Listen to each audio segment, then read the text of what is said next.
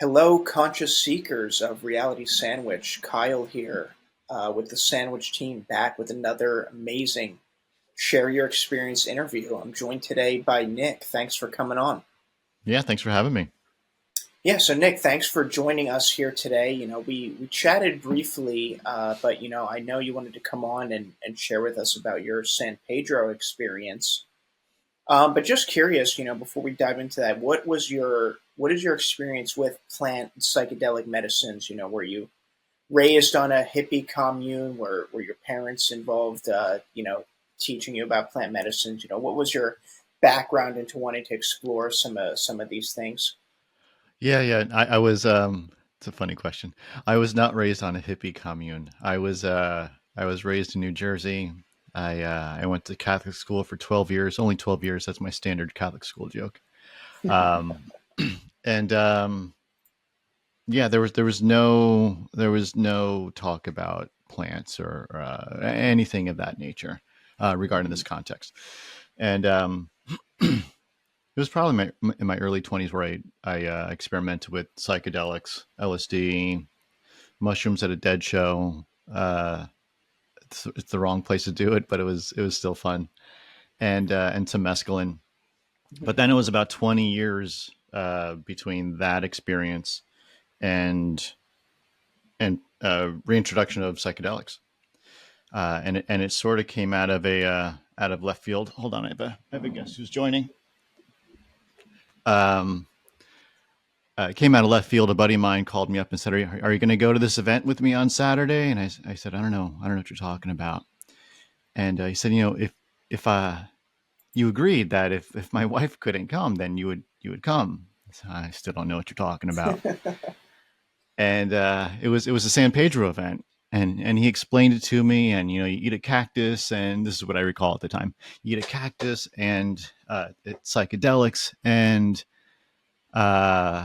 people talk about seeing and talking to God, and I was like, hmm. I'm familiar with the chemicals. I feel comfortable with the chemicals, even if it's 20 years later. I just feel comfortable with it for whatever reason. But the context, like, I just didn't really land for me. And I agreed to go, and then I go online and start searching for San Pedro, and talk to God, and whatever I typed into Google, and I'm like, like this. I'm just gonna have to find out. I'll find out. And I go there, and it's all day. It's like from 9 to 8 o'clock at night. It's not insignificant in terms of the time commitment. And there was more than a handful of people there doing this thing, and I started to just sort of sheepishly ask, why are people here? What were they looking to get out of the day? And I remember a woman very specifically saying, "Well, I heard there was a chance I would talk to God, so here I am." Oh, okay. Maybe you read the same page I did. I'm not sure, but they weren't too far off, really, when it comes right down to it. There's some connection that happens, and it's undeniable what happens. It's amazing. It's a treat. Do you think your Catholic upbringing played a role in either your hesitation or influenced, the visions or you may have had? No, not not even a little. Um, I think it's in one of Michael Pollan's books. It may be in How to Change Your Mind, where he's talking to a Native American, and he's trying to understand psychedelics. And I think it was maybe it's San Pedro, it could be peyote, I forget. And during the conversation, the Native American says something like, you go to church to talk about God. We go to church to talk with God. And when I read that, I was like, oh yeah, like it's a perfect summary in terms of church and cactus, shall we call it. The two different things happen there as far as I'm concerned. At least that's been my experience. Yeah, the plant medicine is a very powerful tool and teacher. Could you walk me through kind of that whole day experience? You got there and what was your hesitation with the ceremony and how Yeah, did that yeah, play out for you? yeah. So just to be clear, this started in 2017 for me. That was the first time I sat with the cactus, Mhm. and it's been multiple times since then. We'll say every 6 to 12 months, Oh wow. give or take, since then. Yeah, so it wasn't once. We're over a handful of times at this point. Um, And here's generally how the day plays out. You show up. There's somewhere between 10 and 20 people who are going to sit with the plant, consume the cactus. There's a human facilitator, maybe multiple, and they walk you through the spirit of the plant, what you could expect, hear things, see things. Don't interrupt people because they could be having their own conversation with whatever you want to call it, God, spirit. You choose the language that's most comfortable for you. And there's a chance greater than none that you may purge. We don't call it puking; we call it energetic purging, spiritual purging. It certainly looks like puking, but something, there's more to it than just puking out your guts. Things move, things shift. It's pretty interesting. It's awful at the time. There's nothing good about it at the time, but afterwards is extremely satisfactory. Having gone through that, it's better to come out on the other side for sure. So the day is teed up, and then everyone's talking about the intention. What are you looking to get out of it? And the intentions are far and wide. Some people show up for their own healing. Some people show up for their own spiritual advancement. Mine has been the same regardless of how many times I sat with it, which has been clarity. I figure if that shows up, while it may be harsh in some spots, no matter what we're talking about, no matter what the context is, clarity may, kick you in the pants, but you have something real to work with after that. And that's way better than not having things clear. So that's always been my go-to. And San Pedro has not disappointed at all. Not once. Everything has been crystal clear. Everything is extremely understood when it comes through. Again, that's been my experience, just talking from my experience. So it takes about an hour-ish after you drink this, so we'll go through intentions with the group, and then it's time to drink. There's a couple of ways that I know folks take San Pedro. One is there's a tea that can be made out of it. Some folks have it ground down into powder, and then it gets added to water, and then you shoot it back. I feel like there's one other way that I'm not remembering, but generally speaking, it's an awful tasting cactus. There's nothing great about the taste. Yeah, and you have to earn the experience. It's not like mushrooms or acid where you put a stamp on your tongue and you can't even taste it. Then you just look at the clock. But this you sort of have to earn it. And while you're earning it, advance apologies to anyone listening. There's a bunch, like, it's harsh to take down. So people are like really trying to not let this thing back up. And I'm not even talking about being in the actual medicine yet, right? We're just consuming it right now. And it's heavy. So, you do your best to not do that. And after about 45 minutes, about an hour or so, you're sort of in the safe zone. Like you're not gonna, if you do let it out, like the chemicals are in your body, things are working. Your body's getting what you need for the time that you signed up for. So then after you drink, and you want to do it relatively quickly without the throwing up, because here's what happens is like that powder, which came from a cactus, sort of wants to turn back into a cactus once you add water to it. And it's not going to, but the closest it's going to get is some terrible form of Jello. Right. Oh, wow. Yeah. And so you're at that point, you're going to have to slurp it down, not drink it. So you really want to drink it versus slurping it. I've never let it get to the point of turning it into Jello. Well, definitely not turning into Jello and then shooting the Jello. I've never done that. So highly encourage, drink it while it's still liquid. That's the best way to do it. So after you consume it, about 45 minutes for it to settle, and then depending on the strength of the cactus, it could kick in about 30 minutes, 45 minutes, an hour. You sort of feel it's almost like when you go out to drink with buddies and you're sitting there and time is passing and you're just drinking beers and everyone's laughing, have a good time, and then you get up to go to the bathroom and you go, oh man, like I have been drinking. Like now I feel it. I wasn't feeling it at the time, but now I really feel it. So when you stand up, that's sort of at least my first indication of it's kicking in or it's not kicking in. And then you go find a comfortable place to sit down. And some people walk around a lot, or some amount. Then they're going here, going there. I can hear them, but my go-to is find a place to go, get a sheet, and just put it over my entire body, and come up six hours later. I like to just be in it when I'm in it. Hmm. What was that clarity you were looking for with this first experience, and the multiple experiences after that? Has the first ceremony impacted your trajectory? Yeah, yeah. I mean, it was never clarity around a specific thing. It was just, what, give me clarity about what is most relevant right now. And it's changed over the years. It's been about relationships, family. It's been about work. Hmm. It's been about animals. We can talk about that as much as we need to. But something opened up for me just about a year ago that psychedelics certainly had a hand in. But it's always something that is relevant and clear. So I'll give you one example. So I used to work at various companies. That's what I did for a long time.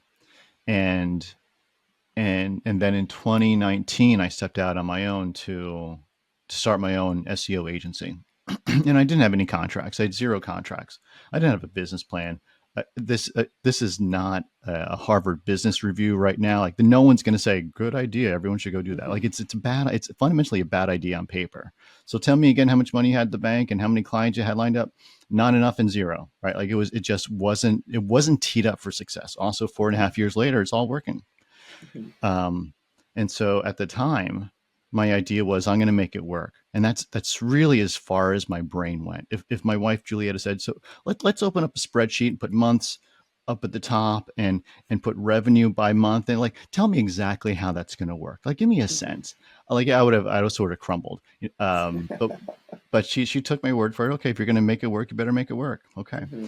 but part of that was because of sitting with San Pedro one day, and it was this very strange exchange. And it was. I mean, they're all strange and wonderful, but during this time, it was me and someone.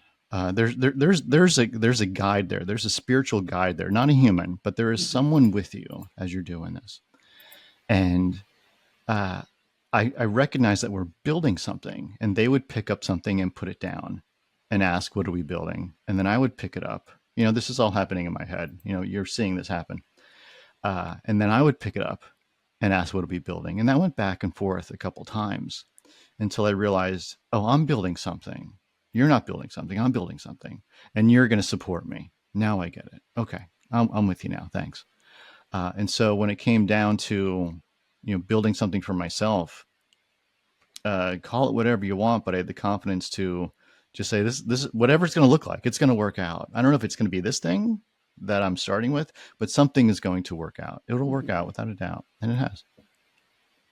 That's excellent to hear. I feel that that did unlock the clarity for you, or give you the confidence to stick to your mission, Yeah, which I think a lot of people lack these days. And maybe these psychedelic medicines can help us unlock that potential. yeah. I mean, it's wonderful. There's a book,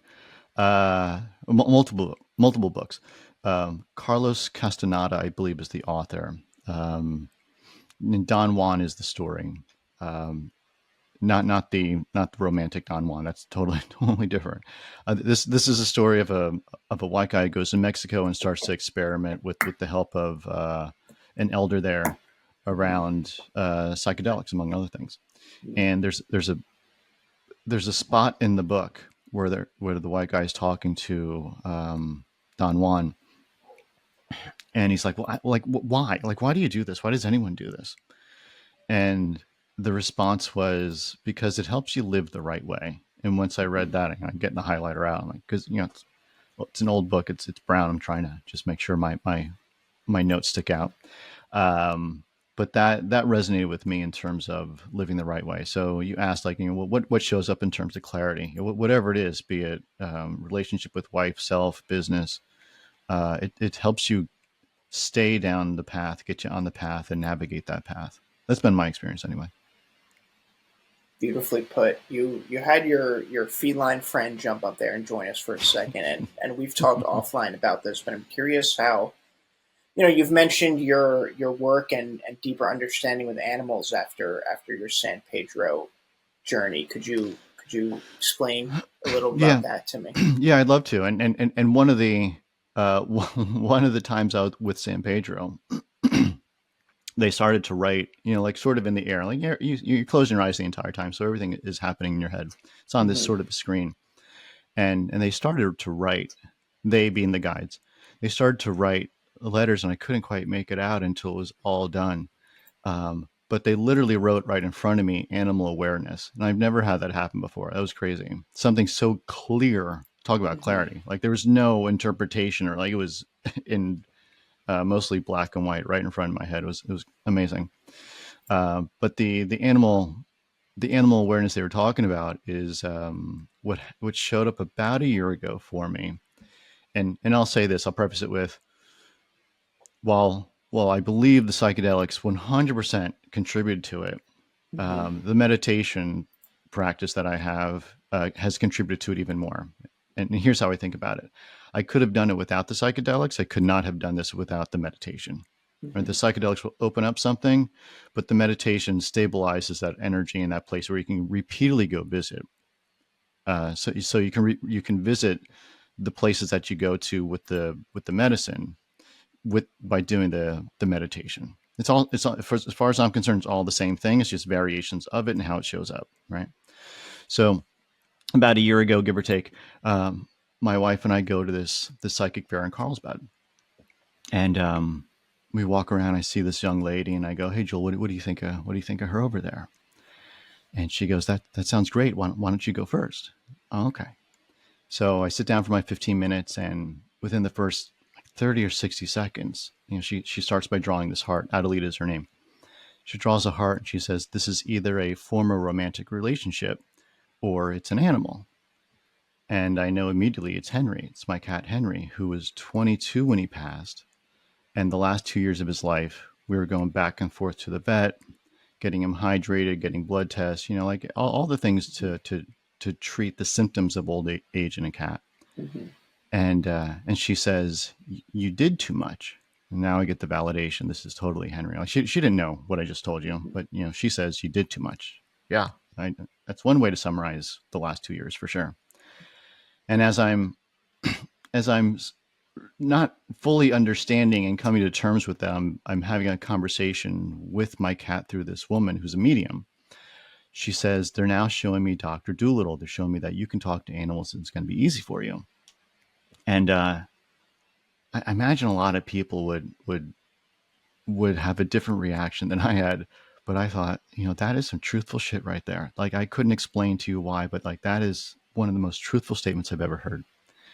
And and then the rest of the 15 minutes is over, but it's everything is sort of in this vein of talking to animals and what does that look Hmm. like and how to start it. And so I go home and I do my meditation and I tune into my cat Chucky, who we just saw, and immediately I see this white light, the type that you would associate with spirit guides or angels or something like that. And I think there's absolutely no way my cat is this higher level being uh, showing up. That's not what's happening. So I call her up and say, "It's not working. It's certainly not easy like you said it was going to be." Hmm. And her response is, "You're expecting things to show up in a very specific way, and that's just not how this works. Just be the channel. What the information that comes through, very similar to plant medicine, is what comes through. Hmm. Right? Like I show for clarity." Um, and some people are like, "I want to know about my thing," and I've tried that, and it just falls apart for me. So like, just give me clarity around whatever I need, right? So this is really the same thing. Like whatever shows up, shows up. I'll take what I can get. I believe it's relevant, so give it to me. Um, and so I said, "Okay, all right, I hear you. I'll give it a second shot." And I buy books, and I get a couple animal communication sessions set up with people who actually do this for a living. And before one of those sessions, as I'm standing up from the living room table to come to this computer for a Zoom meeting, I get this flash of Return of the Jedi. I see the ghost of Obi-Wan and Yoda, and I'm being shown a student-teacher relationship, and I know immediately that it's coming from Chucky. Like, I know it, and now I'm going, oh man, shit, that he was the white light that showed up. Now I'm like, I'm starting to get it. And I sit down with the animal communicator, and she's like, "Do you know who he is to you?" I was like, "Mm-hmm." And he just showed who he was. Yeah, he's gonna start to open up things for you. So he, that student teacher relationship that he showed me. I mean, it sounds strange to say this, or it used to sound strange, not anymore, because I've had these experiences more than once. Yeah, he does teach you, and it's very similar. And so he has, and I've talked to other animals. A lot of things were showing up for myself for a long time before I brought it to other people. But I would equate it to, since we're talking about plant medicine, um, a lot of folks talk about the consciousness of the plant. You're having a conversation, or you're in communion with the consciousness of the plant. And at least for me, for a long time, it was like, oh, this one plant is really special. This one plant has a consciousness to it. Well, what if that wasn't true? Because we know it's minimally not true, right? There's more than one cactus. There's more than one type of mushroom, and we're communing with all those things.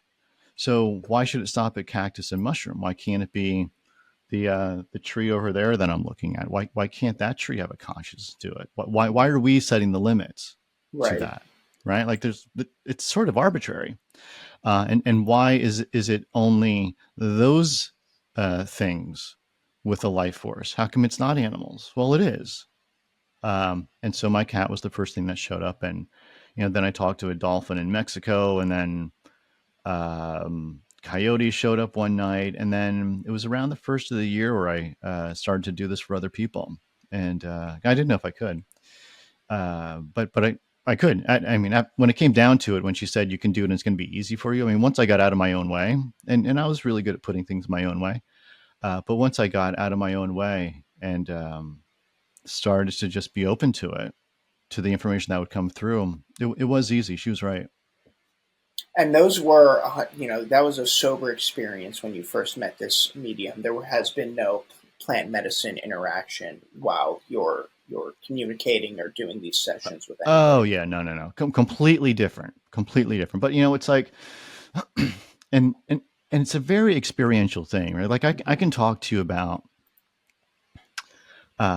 being in a body of water on a piece of fiberglass, and paddling, moving myself through the water and catching this moving wall of water, and then getting engulfed in it, and and time and space is sort of distorted as you're engulfed in this. And I just described a surfing experience, and like, you could sort of relate to it if you don't surf, because you know what surfing is. You've seen people, you've seen them get barreled and come out of the barrel, and you can go, oh man, that's what that's like. That's what that thing is that I see. But it's a radically different experience. One, if you don't have no idea what I'm talking about, or if you actually have done it, right? Then you can have a different conversation with people who's actually have had that experience, Hmm. versus people who just have never had that experience, or people who have seen it but haven't done it. And meditation and plants I think, are very similar to that. Like, it could sound a little crazy, but when you hear the same version or some version of crazy from multiple people, you gotta start to think, maybe there's something to it, because there is something to it. And and then and then when you start to tie in the relationship of plants and meditation, and for me, it's animals, tuning into them and having those different experiences. It's a different consciousness that you're tapping into. The medicine makes it really easy to do that, but by doing meditation, by committing to meditation, and I do it every day of the week, like, there's a time and there's a space that I do it, Hmm. and that's the commitment. And then on Fridays, I have the space where I have quote unquote office hours, where I talk to the animals, right, or to the people about their animals. But there's a dedicated time, like, when you put your name into the book, shall we say, when you sign up for a plant ceremony, and this has been my experience, things start to change. The medicine starts to show up before you, even if it's 2 weeks out. It starts to show up earlier and earlier and earlier the more you do it, to the point now where when I go to this place, like I almost feel high as a kite before even taking any of the medicine. It's Oh, wow. already at play before even consuming it, right? So if you can duplicate that type of experience in meditation and reach this consciousness at a consistent level and go to those places that the plant showed you, because you commit to it, then what else can we achieve from that? For me, animals opened up, but for other people, it's going to be different. I work with a young lady who, she was looking for a sign one day. This was a couple weeks ago. She's looking for a sign. She's trying to figure some stuff out, and she refurbishes furniture. And she goes to Instagram and sees my Instagram and sees me talking to Christian Gray up at Hmm. District 216 a couple months ago. It's on my Instagram. Hmm. And she reaches out and says, talking to a career coach, getting my resume retooled is not going to do it. Like, I need to talk to someone who I can have this conversation with. Okay, so what's the Hmm. conversation? Well, you know that I refurbish furniture. I do. But what you don't know is I hear this voice. I get this voice that says, "Go down this alley. There's going to be furniture there." And she says, every time I hear the voice, every time I get that nudge, there's furniture there. And and then I put my hand on the furniture, and then I start to get the stories of the conversations of the people who use the furniture. Um, and so that's been my experience, right? So so that's what's opened up for her. Um, I just had someone from New Jersey reach out to me who I've known for a long time, and they said, I gotta, I want to tell you this because I think you would appreciate this.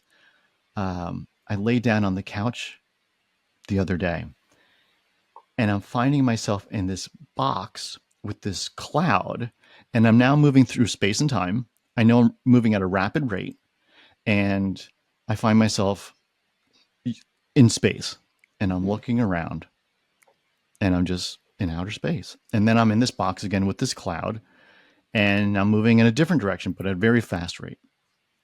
And then I'm in a different place in space.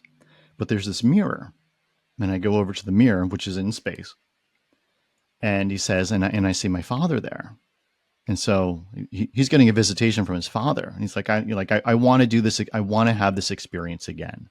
Well, let's talk about that. Okay, so what this is, and I walk him through, when things open up for me, and the wood, the furniture refurbishing, like these are the openings, but there's way more there. So instead of focusing on repeat the experience, let's focus on opening up the channel, the things that I learned, right? Open up the channel, let the information come, have the experiences that are there available for us, and let's open that up so that we're available for those experiences, so that we're not looking at the world through this, this hole through this piece Hmm. of paper. That's not how it works, Right. because you're only going to see what you see through that hole, versus removing the paper. Now you have all this available to you, and then whatever's relevant shows up. And so we started to work together, and it was super cool sitting down with him for the first time and walking him through meditation. And uh, it was pretty significant for him. It's a very experiential thing. I think a lot of people when they want to use these plant medicines or looking to unlock something within them, they forget about, let's call this, the integration that needs to go along with the plant medicine use. This isn't a one pill saves all. You need to do the work, as they say. Totally. Yeah, there's I think there is that line in the sand. And you said it. It's there's the medicine, and then there's doing the work. Hmm. And signing up and doing the medicine, while you may get a ton of information, you haven't done anything with it. Hmm. You need to make this, you have to get on the path. You need to do the things. Um, and I think one of the misconceptions is, oh, everything will be easy. Well, no, not from my experience. It's still hard, but at least you're on the right Hmm. path, doing the right things. Hmm. Hard or not, it sort of doesn't matter. Things will be hard. Things will be difficult. That's just what happens. And it's our job to navigate those things and do the right things that are for us. It's way better, more satisfying if we're on the actual right path to do those things, versus meandering over here where we're wasting time and energy, and not following our purpose. Exactly. With your continued San Pedro use, and now with your with your experience communicating with animals, what has changed internally and externally, when you work with some of these patients and clients who bring their relationships with their animals, and you see people on the street, who are walking their pets, or again, whenever you're passing a farm with animals, how is your perspective and change when you see this out there? Yeah. I mean, there's a few things that have shifted. Working with people in their various forms of uh, unique experiences Hmm. is super fun. It's super fun because it shows up in very different ways for a lot of people. For me, and this was happening for 20 years, but like, who do you talk to about this? Like, it did, there was no one to talk to at that point in time. And what I'm referring to is for 20 years, I would live these snippets of my dreams. I would have a dream, and then a day, a week, a month, whatever it was later, I would end up living that dream in real life, right? So, seeing a random dog on a random corner on a random city, just driving by it, and you go, man, that's what I dreamt, Hmm. and it's not a lucid dream, and it's not deja vu, and it was really only the past 6-ish months that I learned that it's called a clairvoyant dream. Right? It's a futuristic type of thing where you can Hmm. see, and then it actually shows up. And it was so comforting to have a label for this thing that I was experiencing for 20 years. But that was the thing that was showing up for me for a long time. And again, who would I talk to about that? And I didn't talk about it. It was weird. There's no one to talk to about it.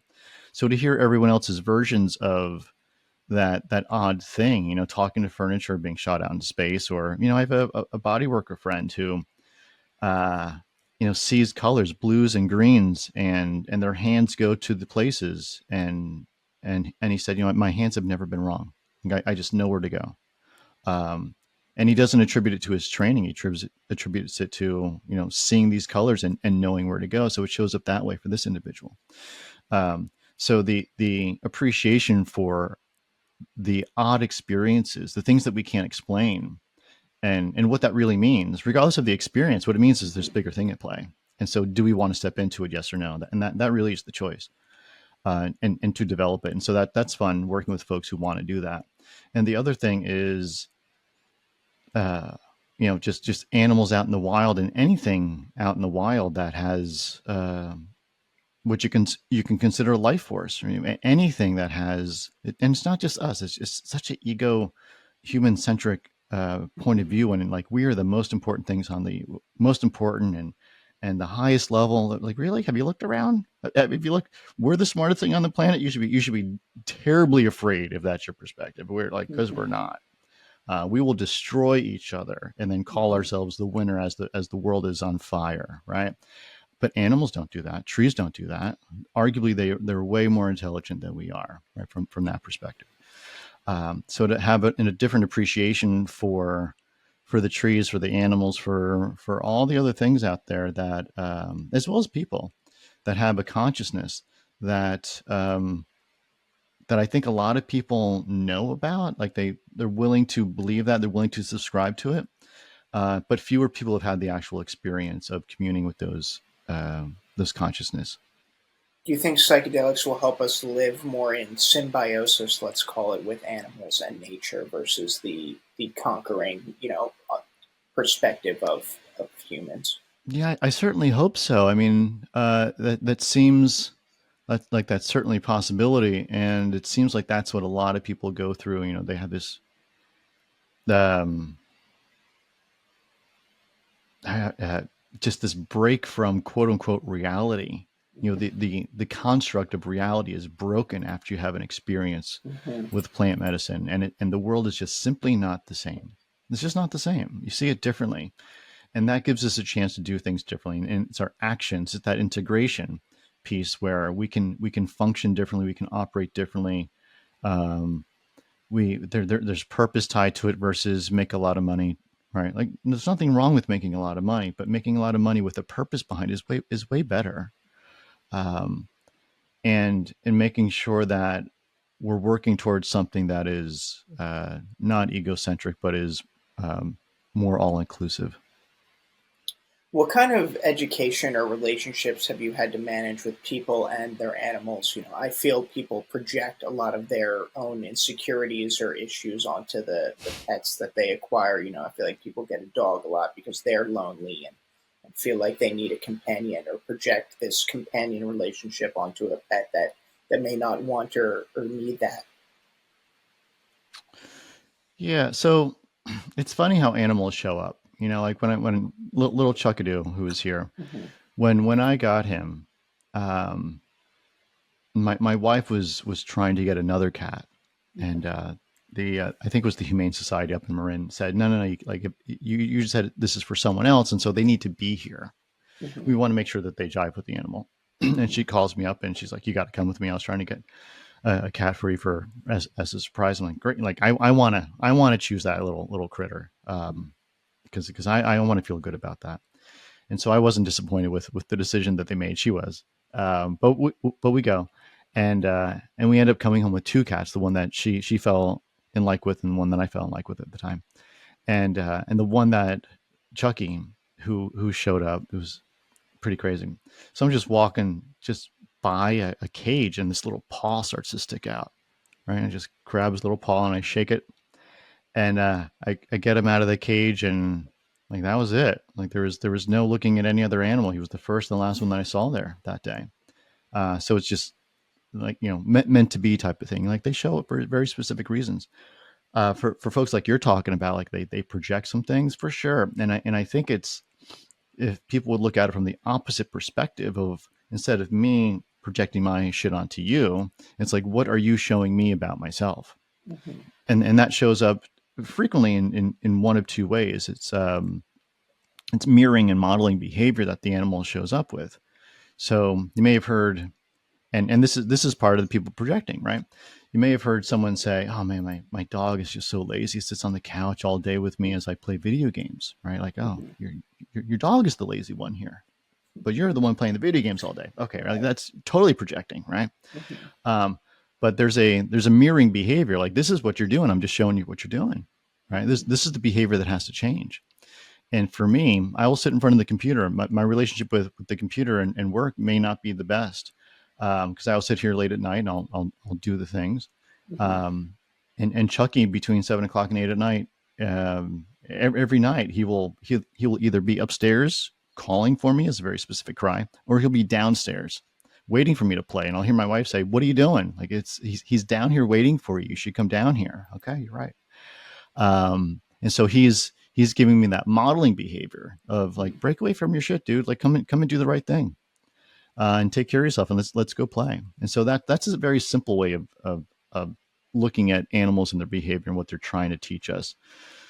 Other animals that I've talked to, and I may have mentioned this one when we were at the event together, is, there's a woman who showed up, and she showed up for a little chihuahua that she had, who was biting people. She's like, like, why is my dog biting people? I don't know. I don't know. We'll figure it out.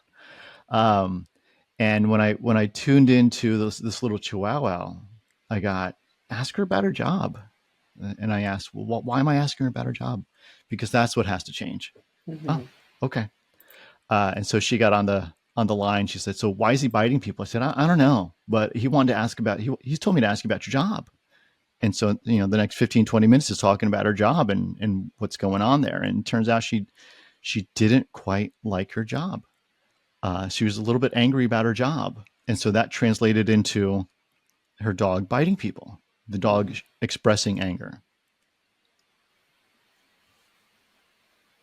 Very cool. Now that you've opened up office hours, how often, are people reaching out to you, and what is your, a general, I guess, symptom or vibe you're getting from people's general malaise when they come in, and is everybody's story different, or are you seeing like a trend in what people are searching for? Yeah, I'll say this. So there's, like, office hours on Friday. Could be one, could be a handful of folks who show up. It depends on the week. Um, but the general theme is, most people show up with the perception of, um, almost like when you meet the cactus for the first time, right? Like if I were to introduce you to a San Pedro cactus and you didn't know anything about the conversation we just had, you would look at it as this prickly little thing. It's a cactus, right? Mm-hmm. And then I'll go, here's what you don't know, Kyle. When you eat this thing, like there's some crazy shit that's going to happen, and then we'll have that conversation, right? And you're going to be like, well, that's well, now I look at this cactus very differently, right? A lot of people show up and go, this furry little thing with four legs, and it's doing a thing associated with that behavior, biting people, pooping on the floor, something like that. At the end of the conversation, it typically sounds like, oh, well, that was deeper than I thought it would be. Like that was just very different. I didn't expect to talk about my job. I didn't expect to talk about um, the relationship that I have with this animal who's showing me other things. Other people have the similar experience that I have with Chucky, with their animal, opening things up and showing them different things. But it's very rarely about the animal behavior. Sometimes it is, um, but typically there's more to it, and that's the theme that I see repeatedly. What is the your general predictions for the future of plant medicine use? As an SEO person, you see the people searching in Google now for all Yeah. information about microdosing and using these plant medicines, and how you've seen this. I don't like to use the word industry, but let's say ecosystem evolve. From drugs are bad, we're going to lock you in prison, to now people are starting up businesses like yourself, and kind of layering in the capitalistic nature to the plant medicine experience. Yeah, I mean, from what I've seen, there's two ish versions of using psychedelics. One is for mental health, right? I have Mm-hmm. issues and PTSD, and it helps me open up, and now I can work through those things. And it's not. I don't think they're mutually exclusive. And then there's the other aspect of the spiritual awakening, Mm-hmm. which I didn't know anything about, and that's sort of what happened for me. Mm-hmm. Um, and so I really hope that both of those paths continue for everyone because it seems very productive.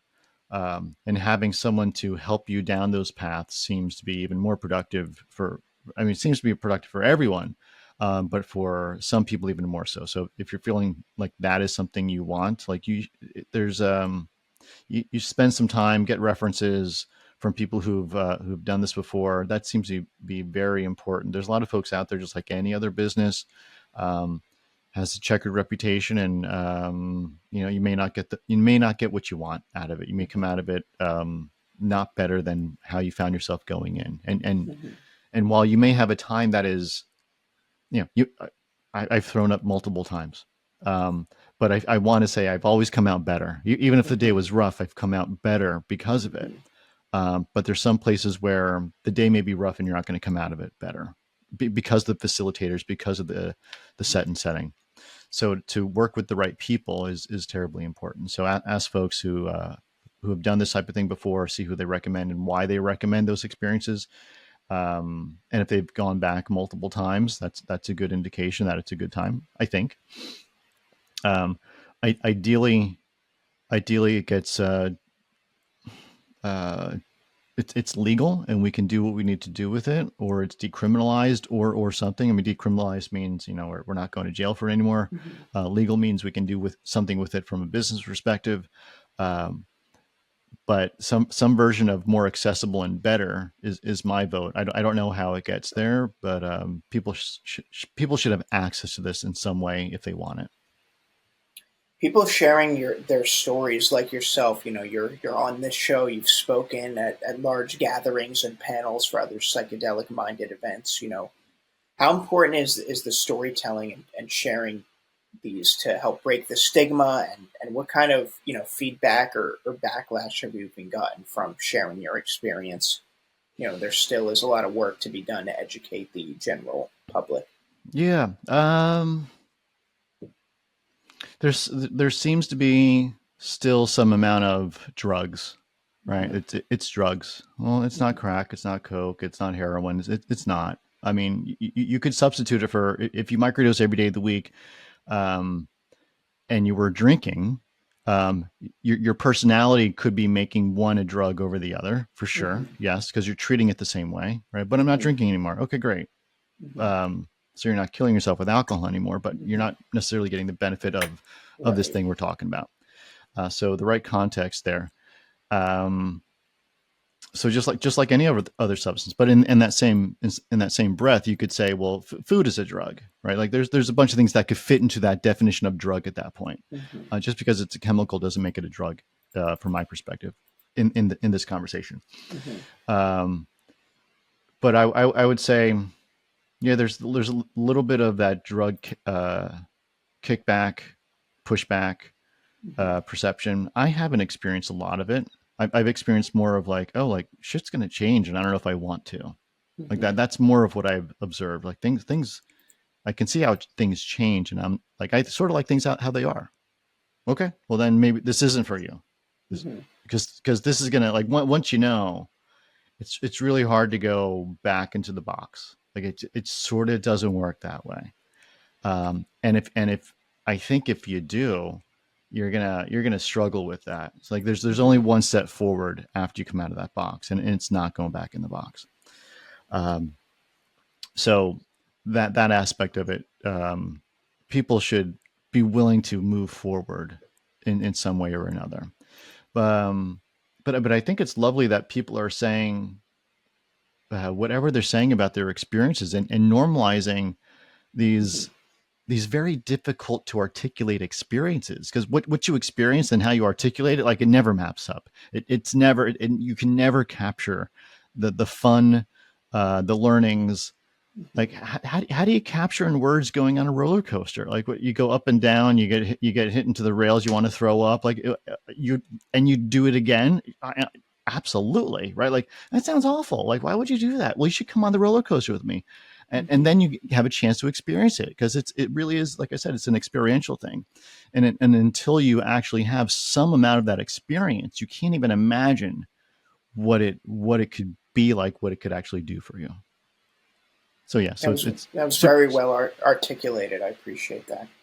Yeah, my pleasure. So yeah, so keep on talking about it. It's helpful for everyone to hear that people are doing it and getting good experiences from it. Beautiful. Where can people find your office hours? Where could they sign up if they want to work with you and their animal and pet? Yeah, thanks. So you can go to nickmusica.com. You can book a session there. I'm working on getting all the socials up in the world. I think there's all but one post on Instagram right now, but the handle everywhere, it's going to be my cat schooled me, on all of them, because he did. He was a really good teacher. So, but you can find me on nickmusica.com. And if you want me to talk with your animal, I'd love to talk with your animal. They have wonderful things to say. Excellent, Nick. Thank you for the time today. Back at you, Kyle. Thanks.